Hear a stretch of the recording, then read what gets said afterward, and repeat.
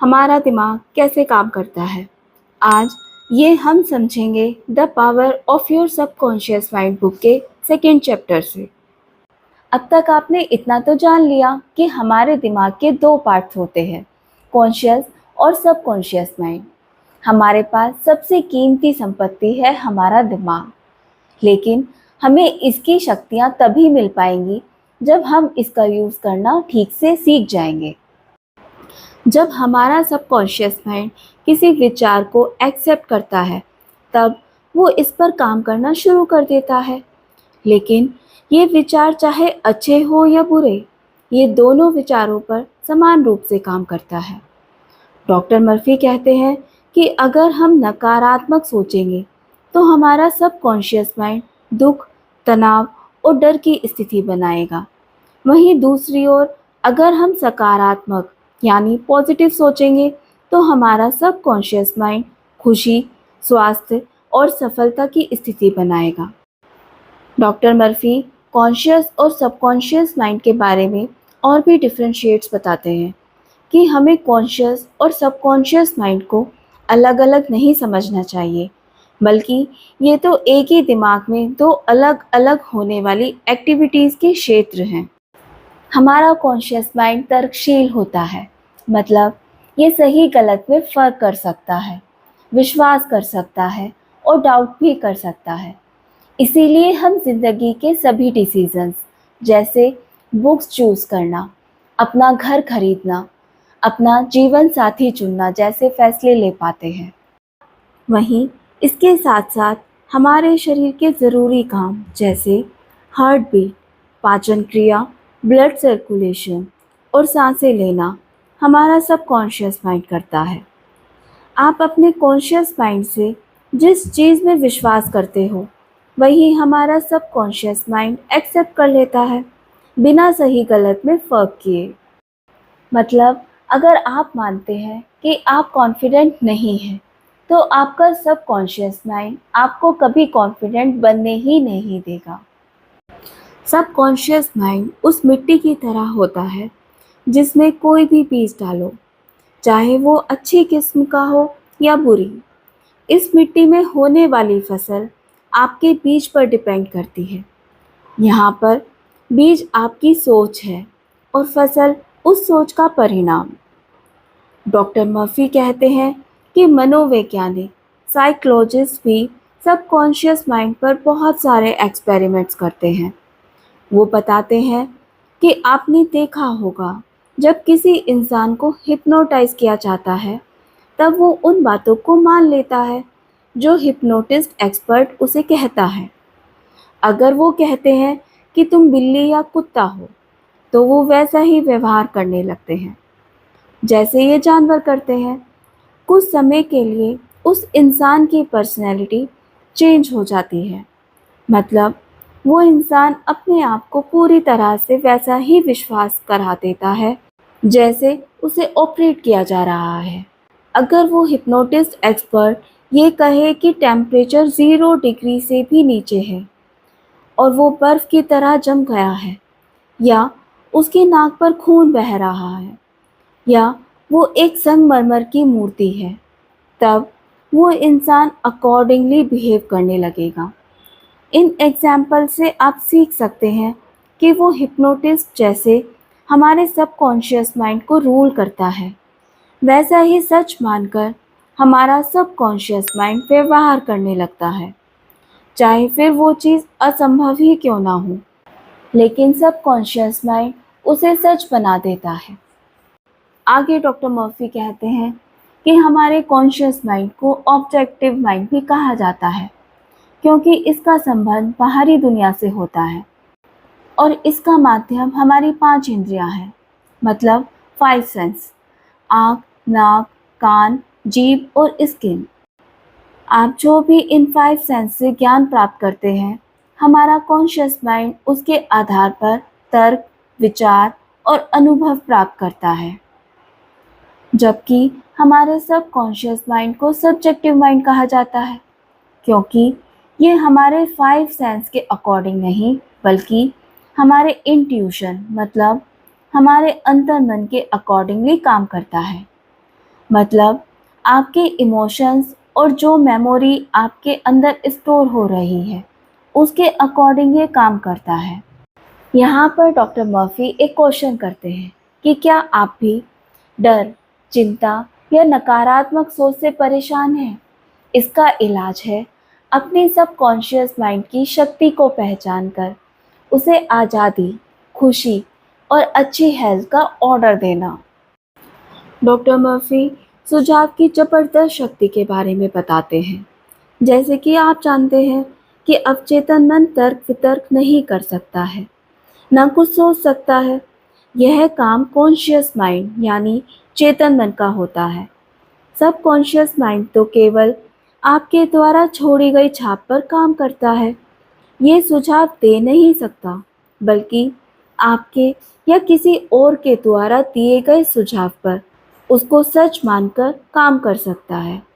Doctor Murphy बताते हैं कि डिक्शनरी में सुझाव का अर्थ होता है किसी चीज़ को किसी के मस्तिष्क में डालना, और ये सुझाव जो हमें दिए जाते हैं ये डिपेंड करता है हम पर कि हम ये सुझाव मानते हैं या नहीं।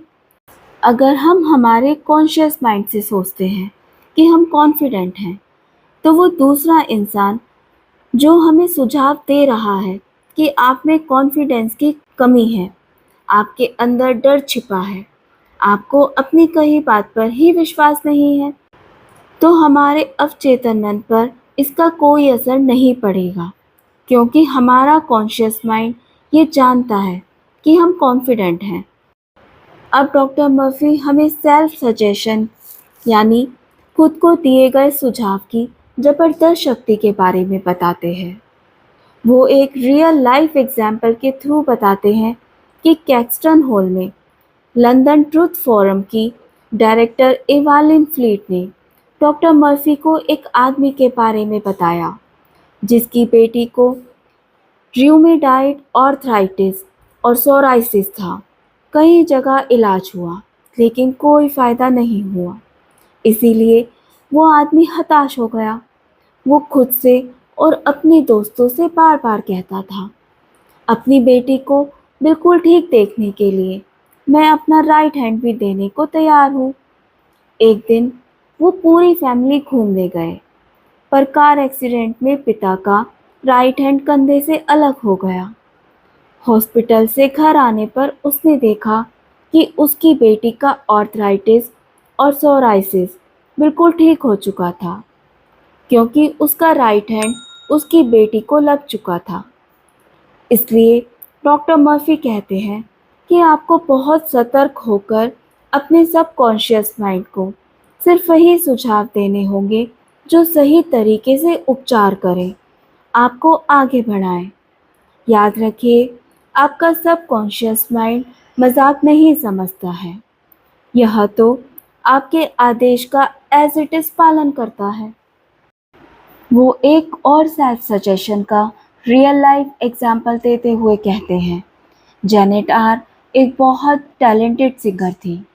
एक दिन उन्हें एक ऑडिशन के लिए जाना था, जिसके लिए वो एक्साइटेड थी, लेकिन खुद पर डाउट भी था कि क्या वो अच्छा गा पाएंगी।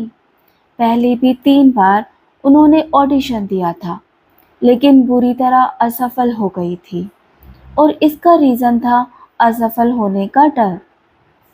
उसकी आवाज़ अच्छी थी, लेकिन वो खुद से कहती रहती थी, जब गाने का वक्त आएगा तो मैं बहुत बुरा गाऊंगी, वो मुझे पसंद नहीं करेंगे।